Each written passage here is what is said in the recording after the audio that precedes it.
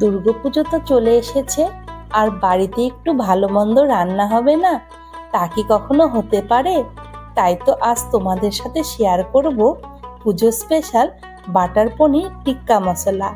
সবার প্রথমে একটি বাটিতে ফেটানো টক দই, বেসন, সামান্য একটু জোয়ান, পরিমাণ মতো হলুদ, নুন, জিরে, ধনে, লঙ্কার গুঁড়ো, আদা রসুন পেস্ট, লেবুর রস, কসুরি মেথি আর গরম তেল দিয়ে এবার সব কিছু খুব ভালো করে মিশিয়ে নেব। এখন এর মধ্যে কিউব করে কাটা পেঁয়াজ, ক্যাপসিকাম, টমেটো, পনির দিয়ে ম্যারিনেট করে 15 মিনিট রেখে দেব।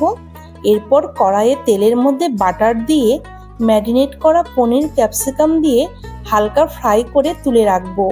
এবার ওই তেলে জিরে ফোড়ন দিয়ে কুচানো পেঁয়াজ, আদা রসুন টমেটো পেস্ট, স্বাদ মতো জিরে, ধনের গুঁড়ো, সামান্য চিনি দিয়ে কষিয়ে নেব। এখন অল্প একটু মশলা বাটি ধোয়া জল দিলাম। ফুটে উঠলে এবার ফ্রাই করে রাখা পনির, ক্যাপসিকাম, টমেটো দিয়ে দেব।